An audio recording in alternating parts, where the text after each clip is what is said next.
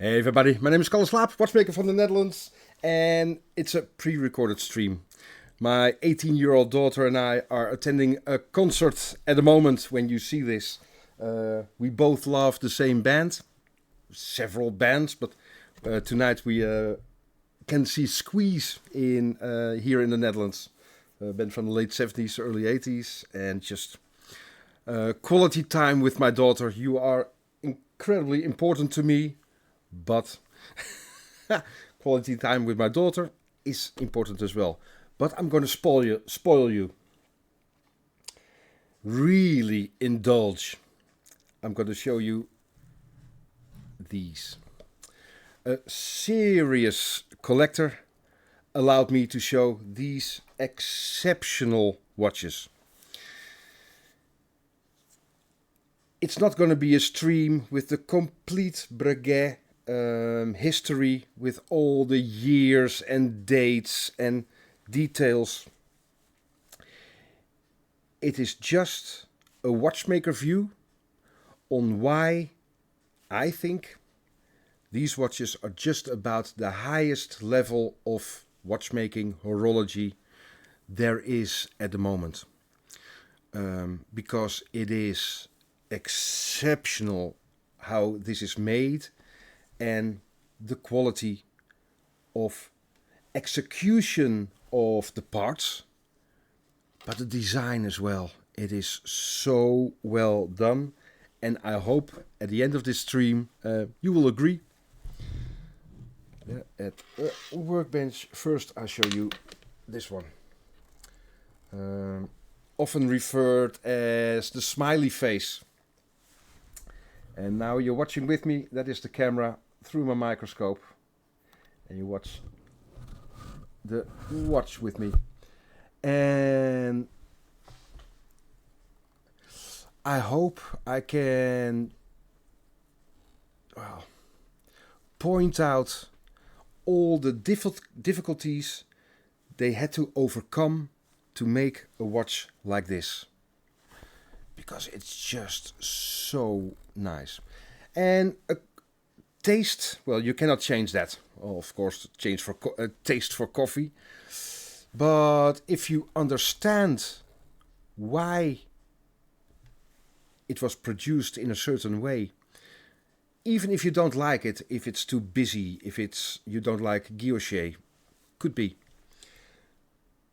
The only thing I can hope is that you appreciate traditional watchmaking, because that is probably the unique selling point of breguet.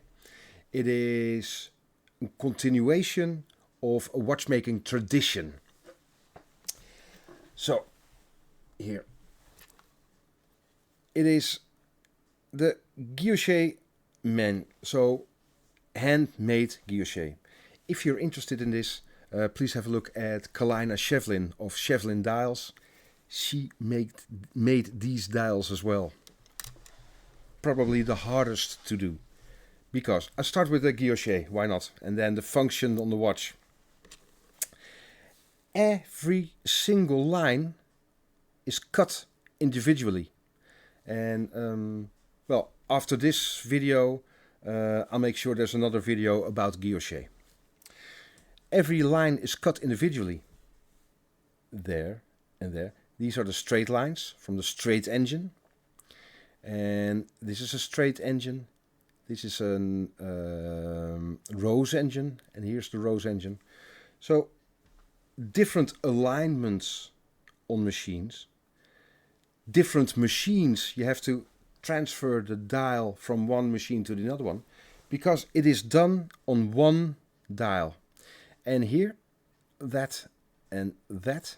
Then the cutter goes in and out, so there's a relief.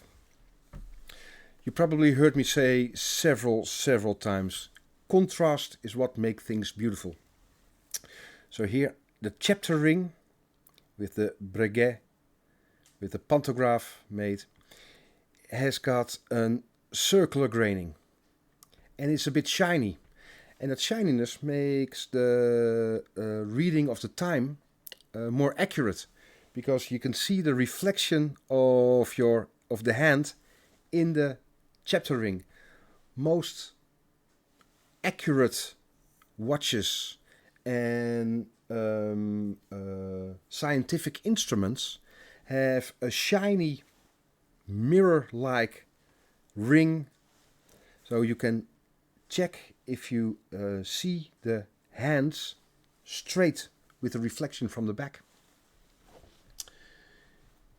So here the power reserve. There. And here the guilloche. And why this is so difficult? Because we have 3 machines here, and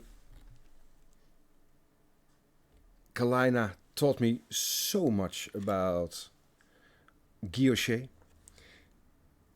It is a V-shaped cutter, and that is just making lines.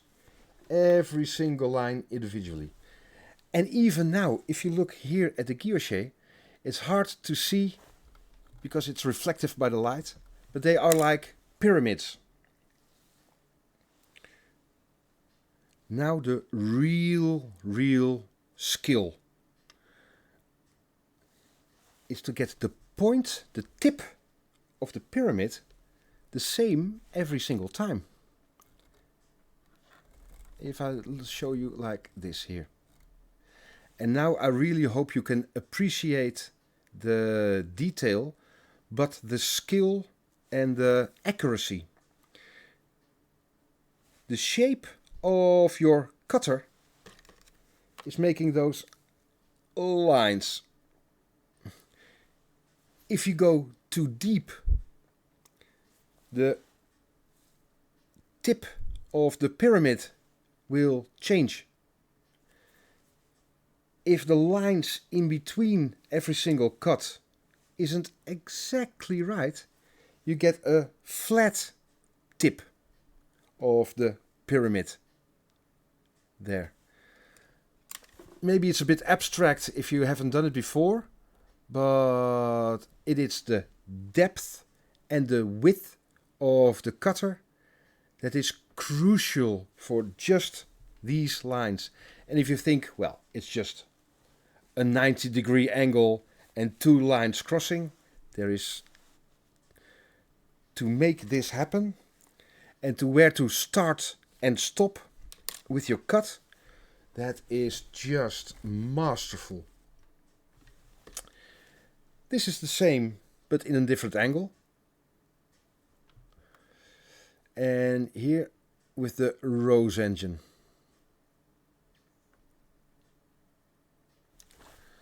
It is so well done. Probably the most difficult thing of the whole dial is this symbol. Just that symbol. It is a pet print. So with a silicone balloon-like thingy, you go on your design and transfer the ink to the dial. Has to be perfect in place every single time. But now here, because this is half full of the power reserve, if the ink is too runny, you won't get that open space in the symbol. If it is too high viscose, like honey, it won't run out this smooth and you won't get this beautiful print. If the temperature isn't right, if you didn't degrease to the nth degree the surface, it won't flow out. Just to make this symbol with half open, there, the people lost sleep over that. I'm absolutely sure this is the highest level of pet printing, because it's so small. You want a defined symbol over there, half full. It is really well done. Well, there is the power reserve. You can wind it. There we go. 24-hour dial. with flume there. Here is the alarm function. And if I press the button there, you probably will see, maybe in one, there. Is it audible? Maybe if you...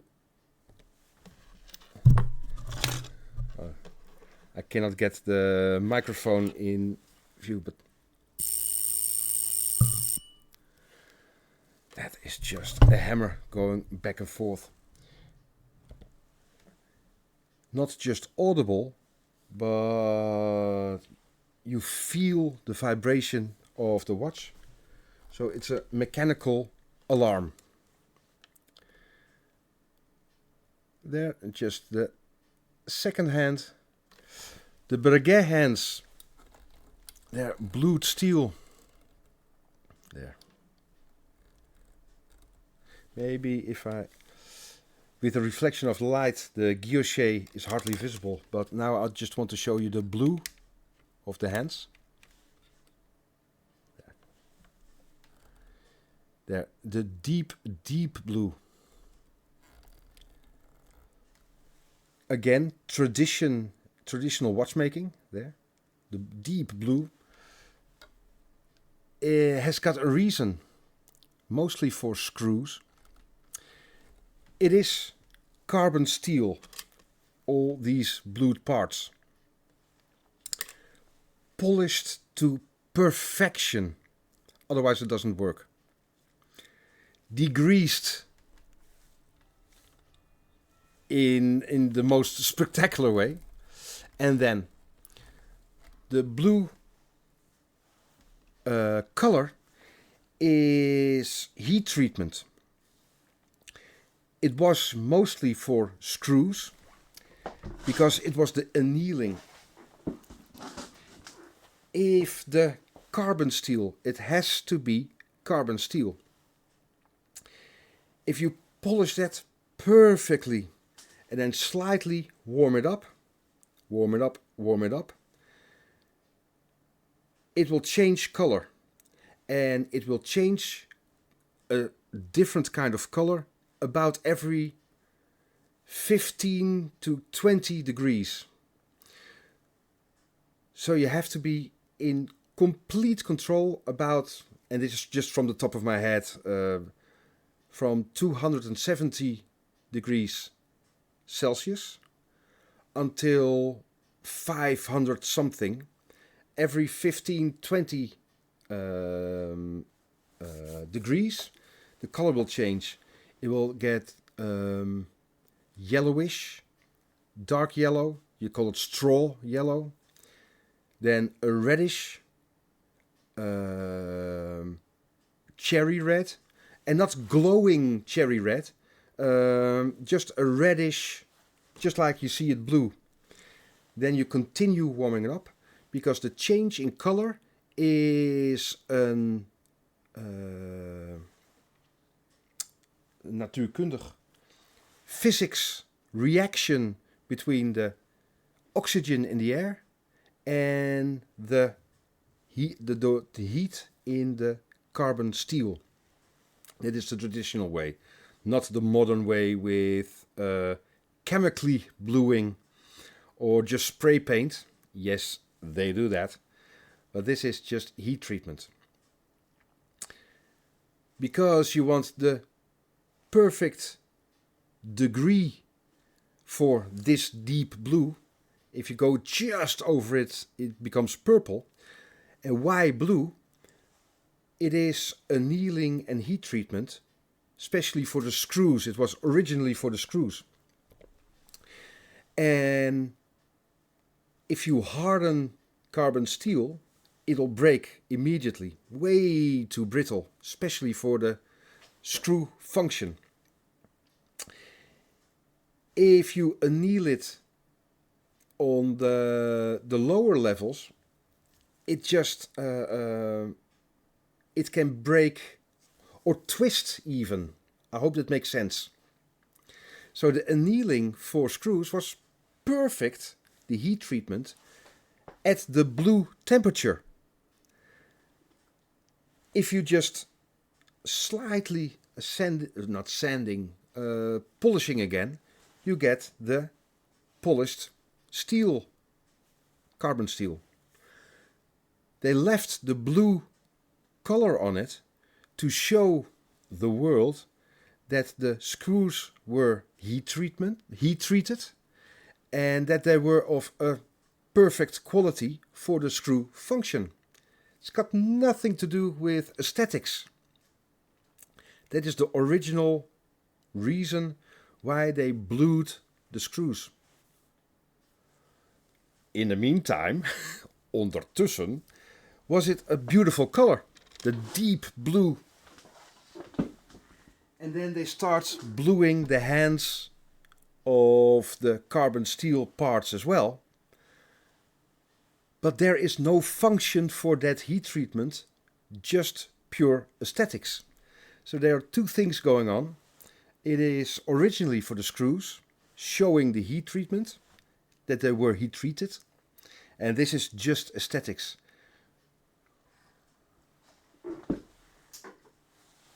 Because it's only in one specific temperature you get the perfect blue. I know some really high-level watchmakers. Yeah, they are really high-level, but I was thinking, should I tell you? They use digital soldering irons. Then you can set the temperature and just leave it. And those are really high-level quality soldering irons, so it's not degrading in any way. Those are so critical with the temperature preset, that you just blew the parts with that digital soldering iron. If you want to do it the traditional way and heat up the part, it must be completely flat, mostly on brass, so it conducts the heat. Especially with the hands, the tiny tip will heat up more or quicker than the wider bit of the hands. So if it's supported perfectly in brass dust filings, then you warm up the dust filings, and that encloses the surface of the part you are bluing completely. So everything is in the same temperature because it's embedded by the brass filings. If you try it yourself and you fail because you cannot control the temperature, try to cover it with a dome. Well, like this one, but then of glass, because then you control the oxygen that reacts with the carbon steel, and you're far more in control of the heat and the reaction that makes it blue. Sorry, I'm gushing about the heat treatment and the bluing of the hands, but it is so hard to get it perfectly right. So that's why blue is carbon steel, mostly or originally just for the screws to show they are heat treated. Sorry, I went on and on and on, but I feel passionate about it. So there's the alarm function. The seconds, I didn't even show you the movement yet. For me, the star of the show here is the hand guilloche, because to achieve this level is masterful. Then here the barleycorn rotor for the automatic winding.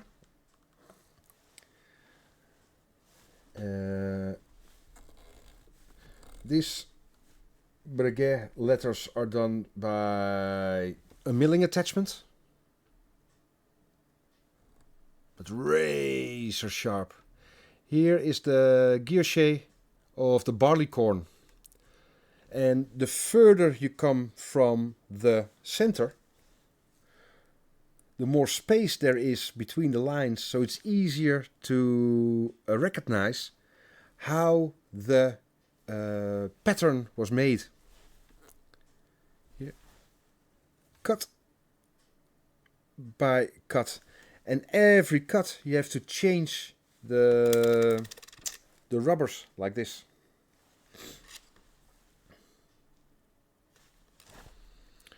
It's all Fibonacci. Well, then there is the circular graining. And here, that is something Kalle taught me, and I was never aware of that. That this, well, feature, if you see the cut there, it is an asymmetrical cutter. One side is here cutting in the guilloche, and the other side is leaving the edge of this. So that is a different kind of cutter.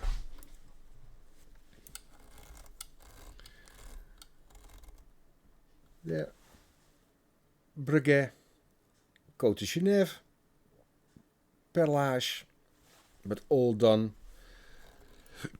tasteful and beautiful. No timing pins.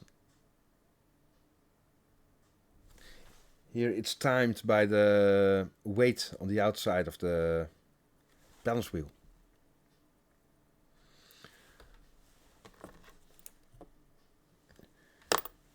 Highly polished everything.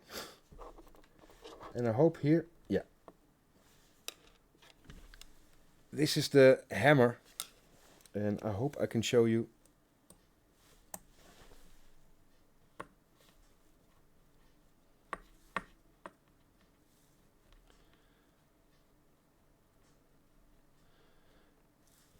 Oh,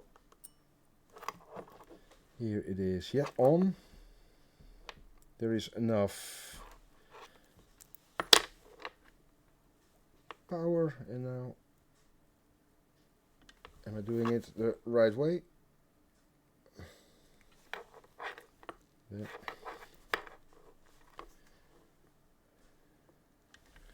Hope it's visible. Do you see the perfect black polish on top?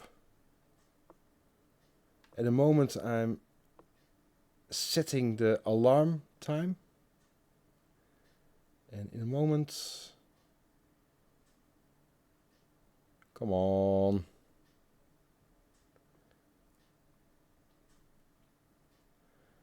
Oh, have a coffee yet. I'll show you about this. Why isn't it working? Oh, I'm close. There.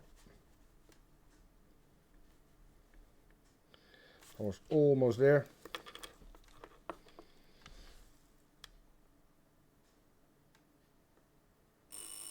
There.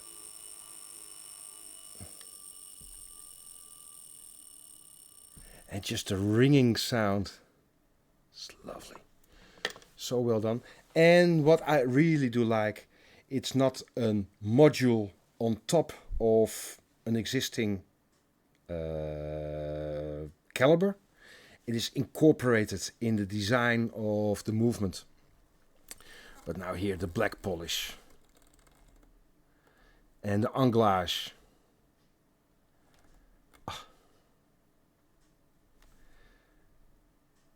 Ratchet wheel with the snailing. Slightly different. Then the highly polished teeth. That is some watch, the breguet. But now, the tradition watch. That's just beautiful. That guilloche is probably the top level of guilloche dial. Then this one.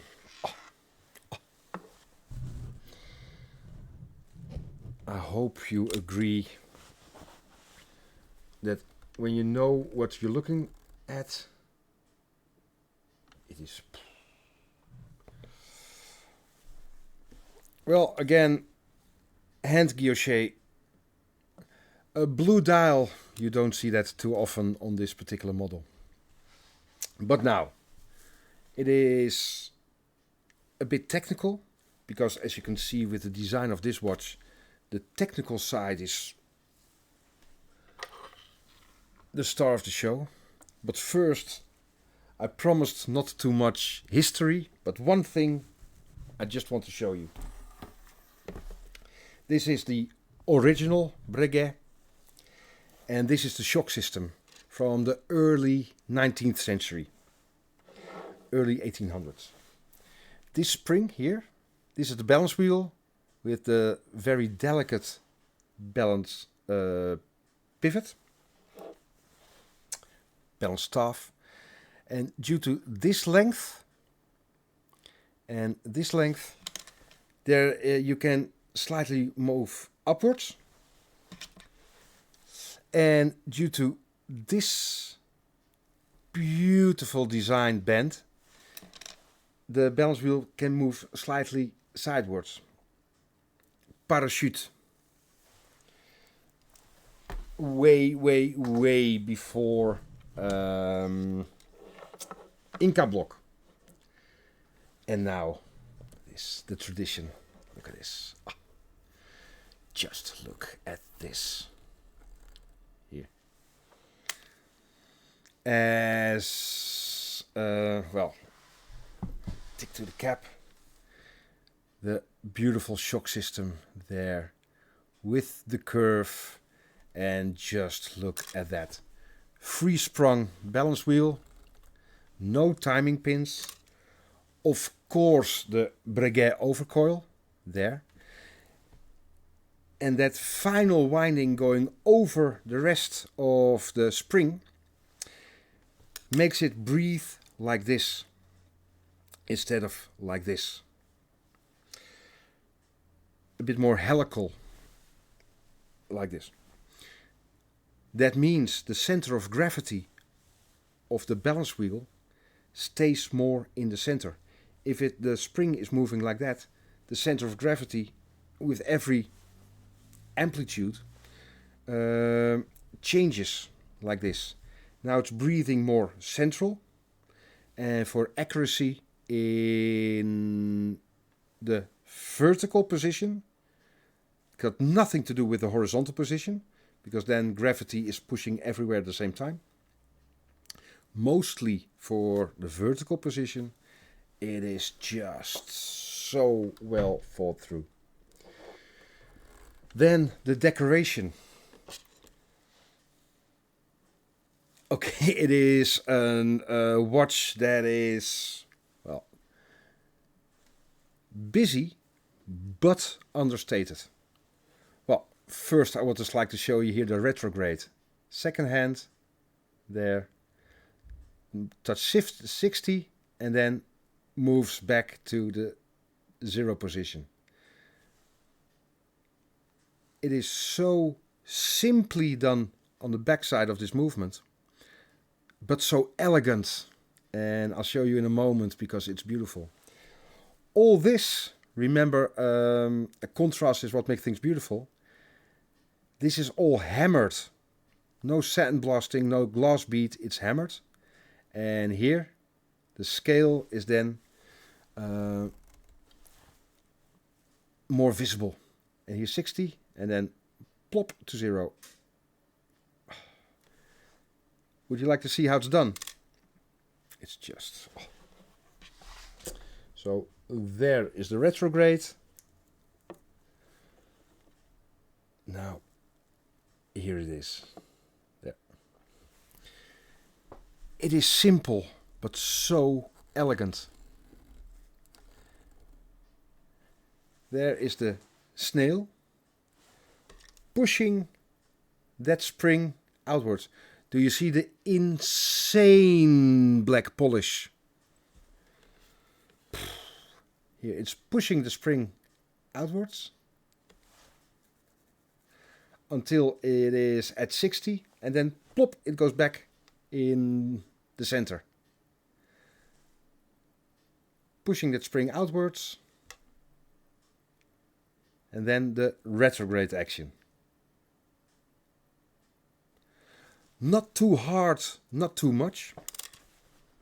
And if I play with the light just a bit, the black polish is just insane. But if I really zoom in, oh yeah, there's a hair. I hope the owner look away. No, it's not a hair, it's a fiber. Well, nobody is perfect, not even Breguet. But if I zoom in with my microscope, you see even the lubrication on the surface. Do you see the oily tip? And I think that's just lovely, because the outside of the snail is so polished. There's hardly any friction. And then you can see the oil there. And here, the beautiful spring. There's a rack on this side, and that is the retrograde. So here is the pivot point of that retrograde second. And because of this construction, the pivot point can be extremely to the outside of the movement. And here it's pushing outwards, outwards, outwards. So you can see the rack moving there.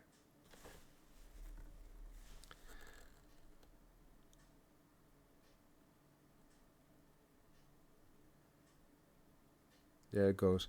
And this beautiful spring is pushing it back to the original position in a moment. But not with a huge amount of force. It's so elegant pushing back. And here, just this tip in the spring with lovely straight graining. Just the elegance of that curve.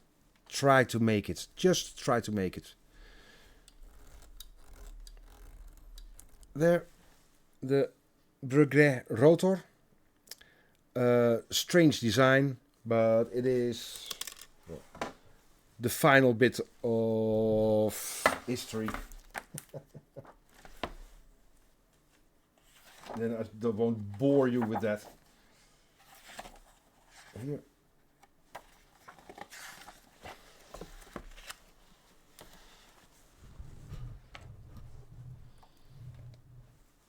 There, in the original Breguets. So again, there's a nod to the history of this exceptional brand.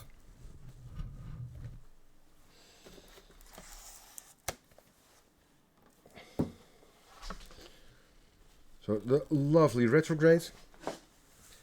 Then the hammering, and for the finishing, everything is visible, but not screaming at you. It's just understated. Okay, the tips of the screws are all polished and perfectly domed. And here the Breguet, if I zoom in, you can see it is hand cut.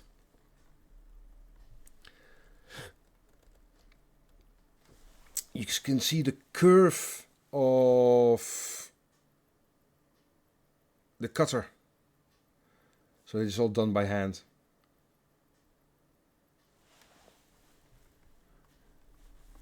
Can you imagine the breakage if he just a bit too far? The complete main plate is gone. You cannot fill it up. It is just. So even though we enjoy the finishing and the skill of finishing, every single process step is a risk of ruining more coffee, ruining the part. Cheers, everybody. So it's not just the precision production of parts. With every next process step, it can go wrong, scrap, and start over again. So the breakage of all these parts, that is just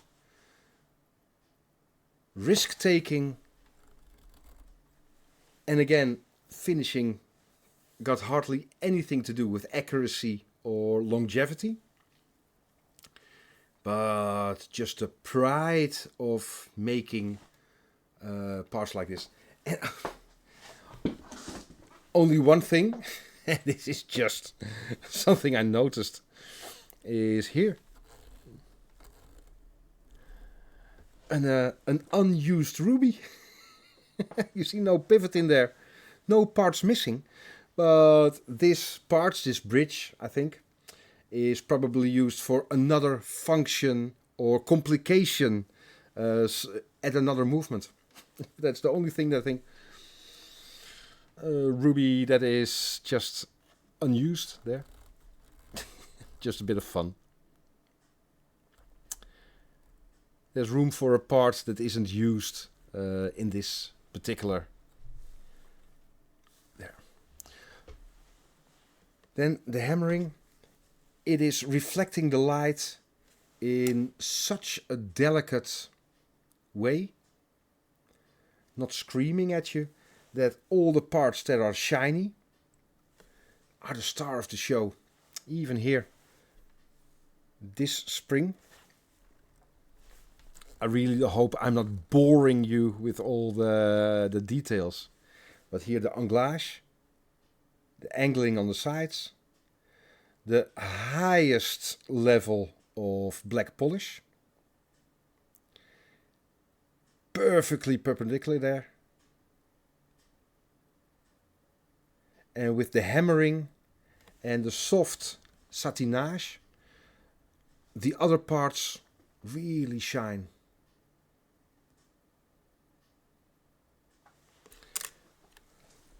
If you make everything shiny and decorated, it is looking cheap and, well, unattractive. But now, even with this design, there's some understated in the way it is presented. And then here, the wheels. Look at that here. I love the shape of the spokes. And you can say, well, that's just cut out with a milling machine. But the inner angles there have to be, okay, can be cut out by a laser. But if you do it the traditional way, there, you have always the radius of your milling attachment. And okay, maybe now laser, but I'm not sure about that. So traditionally, the inner curve has always had to be done by hand, because you can never get the inner angle. And then the perfect black polish here. This line, there's no reason, just again the contrast. Now you know why there are blued parts.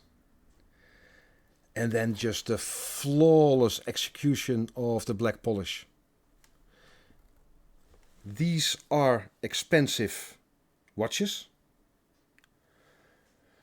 but there's so much pride in the tradition and execution, and the level of detail is unnecessary.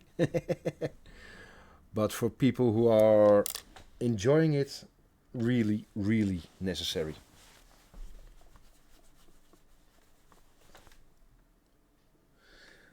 And what I love with this, well, this is a cock because it's attached on one side. And then there's an overlap that is holding this wheel. Because it's a cock and because there is only one screw on the side, it can move like this with the screw as a pivot point. So you do need centering pins there and there to make sure the cock is only in one place. Because if ever so slightly it could move this, like this, the holes aren't exactly on top of each other, a bit like this. So the wheel in between moves like this immediately. So with any cock, and if it's attached with two screws, then it's a bridge. But those are the centering pins to make sure the holes are exactly on top of each other, with highly polished tips. I really do hope you are enjoying it as much as I do. And here, no reason, just to make it beautiful.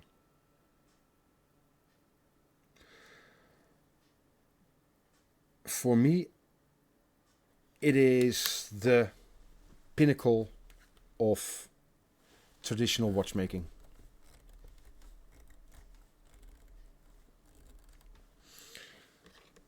And to be fair, I do think I have to acknowledge the fact many people, and sometimes even myself, are a bit critical about the Swatch group, which is Omega, Tissot, Glashütte Original even, the German ones, Certina, Hamilton, look it up. Huge, huge. Breguet is part of that as well. And you can have your... I'm trying to be political and diplomatic at the moment. You can have your thoughts about the right to repair and how they treat their clients, not supplying parts and try to get the maintenance all done by themselves. Okay, you can have your thoughts about that.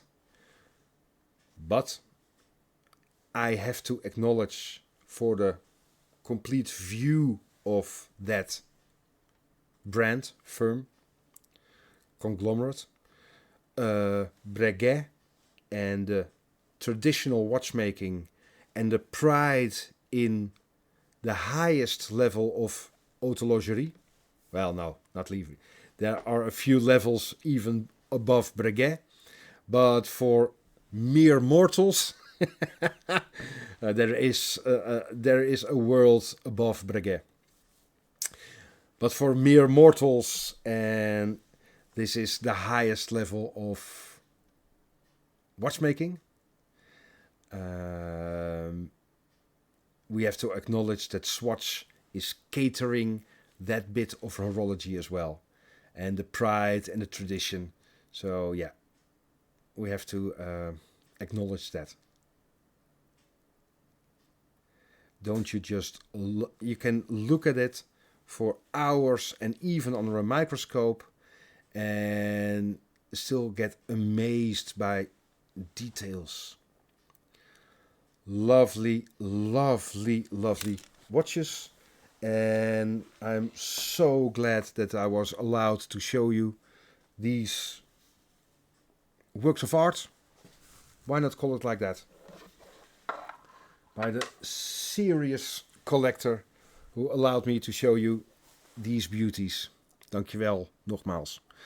It is not a live stream because I am at a concert with my daughter. We're enjoying Squeeze here in the Netherlands. Thank you so much for your attention. And I think even though these watches aren't cheap, not yeah, the amount of effort that went into it is insane. The skill, the breakage of finishing all the parts, and then the next process step, and then the next process step, and another one. It is just this insanity of horlogerie, and you have to applaud that this still exists in these times. Maybe I enjoy it a bit more because I know how hard it is to make all the parts and do the guilloche. But my God, it is a work of art. If you enjoy guilloche, please have a look at Shaliva Kalina Shevlin of Shevlin Dials. She made these as well.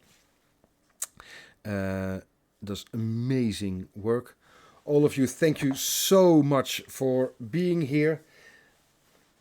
With a stream like this, okay, I'm gushing about these watches, but you notice immediately that the interaction with you guys during the normal chat, during the normal live stream every Tuesday 8:30 Central European Time, is such an added value that you are here with me and we both are enjoying the work we're doing here. So it seems empty without you. Next week I'll be live, and I really do hope you enjoy a bit deep dive into artisanal watchmaking and the tradition of watchmaking. Hey, enjoy your evening. Thank you so much. See ya. Bye-bye.